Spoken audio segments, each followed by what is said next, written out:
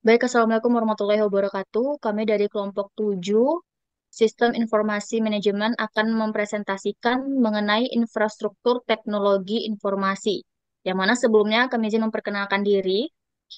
Saya Aura Shelia dengan NIM 2205962 selaku moderator. Dan juga ada rekan saya, Dinda Oktaviani dengan NIM 2205969. Dan rekan saya, Kairina Salsabila dengan NIM 2205981.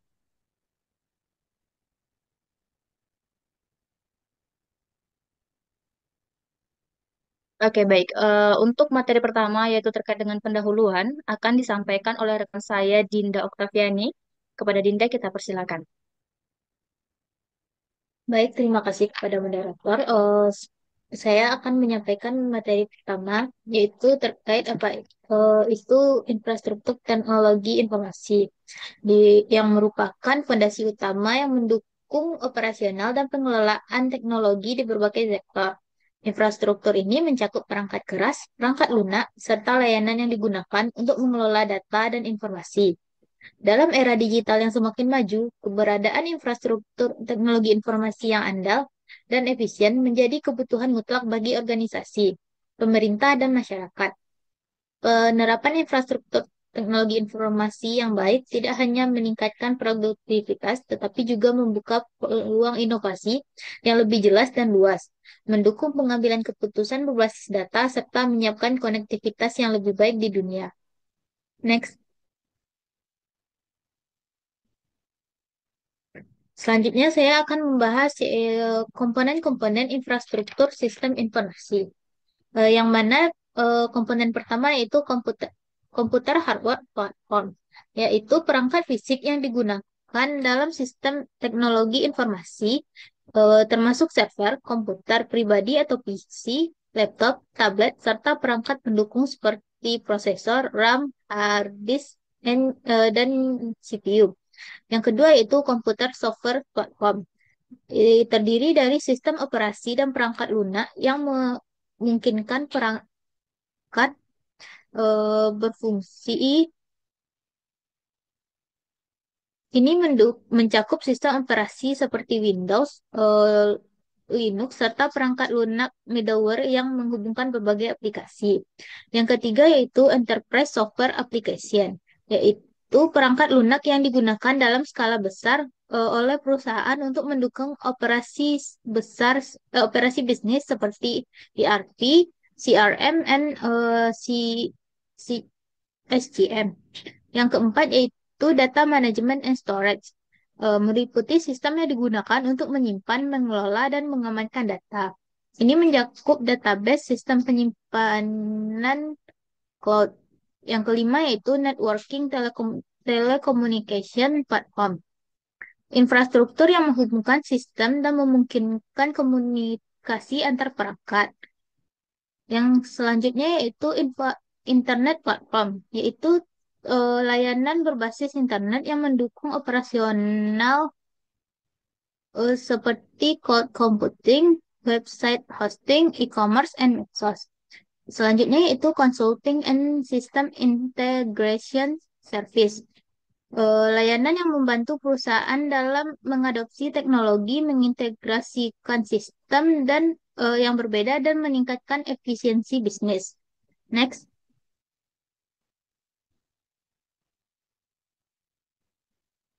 Selanjutnya yaitu evolusi infrastruktur teknologi informasi, di mana era pertama yaitu era mesin akuntansi dari tahun 1930 sampai 1953, menggunakan mesin akuntansi elektromekanis untuk pengelolaan data sederhana. Eh, Era yang kedua yaitu General Purpose Mainframe and Mini Computer era, dari tahun 1959 sampai sekarang, di mana mainframe pertama kali muncul untuk menangani pemrosesan data skala besar, terutama di perusahaan besar.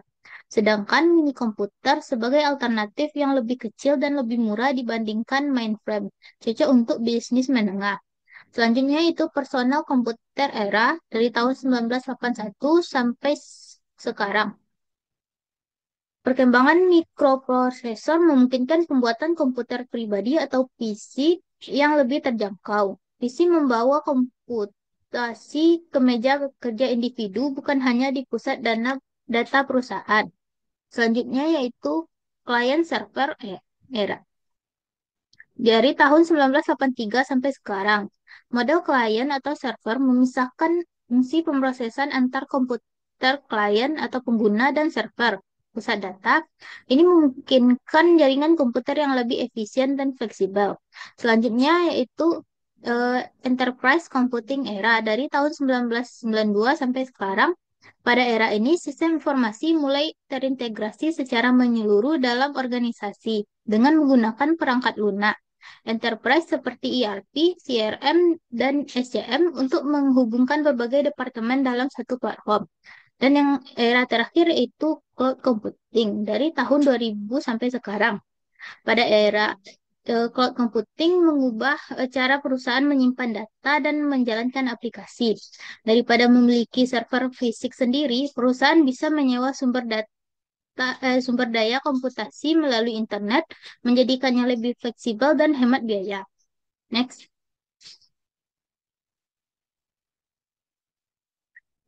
Selanjutnya itu dijelas ada teknologi driver infrastruktur teknologi informasi yang diantaranya yaitu cloud computing, jaringan berkecepatan tinggi, virtualisasi, kecerdasan buatan atau AI, Internet of Things, big data dan analitik, serta edge computing. Baik, sekian penyampaian materi dari saya kembalikan kepada moderator. Oke, baik. Terima kasih kepada Saudari Dinda. Selanjutnya untuk penjelasan materi yang terkait, yaitu ada tentang piranti keras. Yang mana untuk materi ini akan dilanjutkan oleh Saudari Khairina Salsabila. Kepada Salsa, kita silakan. Baik, terima kasih moderator. Selanjutnya materinya itu piranti keras atau hardware, di mana dia ini adalah komponen fisik yang membentuk suatu komponer atau perangkat elektronik. Secara sederhana, ini adalah bagian-bagian yang bisa disentuh dan dilihat secara langsung seperti monitor, mouse, keyboard, dan komponen dalam casing komputer.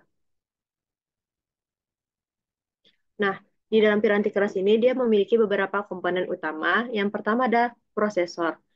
Prosesor ini adalah otaknya komputer yang bertugas memproses data dan menjalankan perintah dari perangkat lunak. Yang kedua ada memori, di mana dia berfungsi sebagai tempat penyimpanan data sementara saat komputer sedang bekerja. Nah, memori ini juga membantu prosesor dalam memproses data dengan cepat. Yang ketiga ada penyimpanan. Di penyimpanan ini ada dua jenis utama, yaitu hard disk yang memiliki kapasitas besar dan dia lebih murah, tetapi lambat. Dan yang kedua ada solid state drive. Dia memiliki akses lebih cepat daripada hard disk tadi dan harganya lebih mahal. Yang keempat ada perangkat input. Dia ini adalah alat untuk memasukkan data ke dalam komputer seperti keyboard, mouse, dan scanner. Yang kelima ada perangkat output. Dia ini berfungsi sebagai untuk menampilkan hasil dari proses komputer seperti monitor dan printer. Yang keenam ada kartu grafis. Dia bertugas mengolah data grafis, terutama untuk game, desain grafis, dan video editing. Yang ketujuh ada motherboard, yaitu papan sirkuit utama yang menghubungkan semua komponen hardware. Yang kedelapan yaitu ada power supply. Dia memberikan daya ke semua komponen komputer. Eh, Baik, selanjutnya itu ada piranti lunak atau software, di mana dia ini adalah kumpulan instruksi yang mengarahkan komputer untuk melakukan tugas tertentu. Dalam konteks teknologi informasi ini, piranti lunak dibagi menjadi tiga kategori utama. Yang pertama ada software aplikasi. Ini adalah program yang membantu kita menyelesaikan tugas-tugas spesifik seperti menulis dokumen, menghitung angka di spreadsheet, membuat presentasi, atau bahkan mengedit foto. Contohnya mungkin Microsoft Word, Excel, PowerPoint, dan Photoshop. Yang kedua ada software system. Software ini dia bertugas mengatur dan mengontrol perangkat keras komputer serta menyediakan platform untuk menjalankan aplikasi. Dan yang terakhir ada utility software.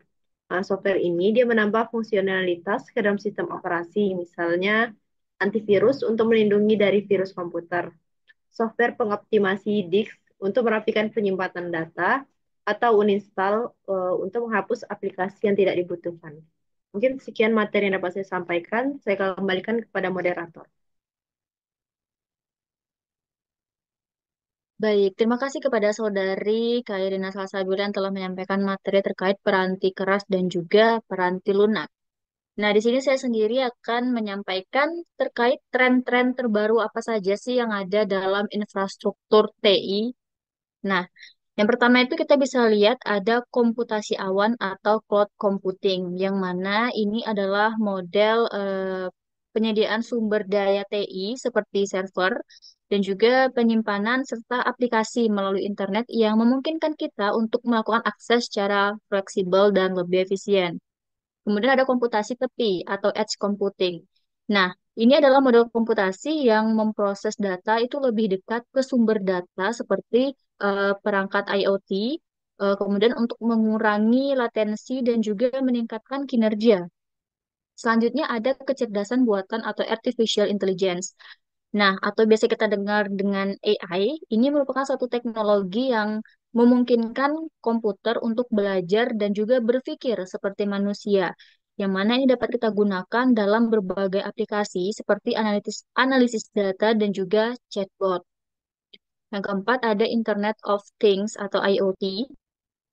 Ini merupakan jaringan perangkat fisik yang terhubung ke internet dan juga dapat mengumpulkan serta bertukar data yang memiliki potensi besar dalam berbagai bidang seperti di industri, kesehatan, dan juga transportasi. Dan yang kelima ada keamanan cyber atau cyber security. Ini merupakan salah satu upaya, bentuk upaya untuk melindungi sistem informasi dari ancaman dan juga serangan cyber yang di mana saat ini semakin pentingnya orang-orang terkait dengan data, maka keamanan cyber ini juga sangat kita butuhkan di era sekarang ini.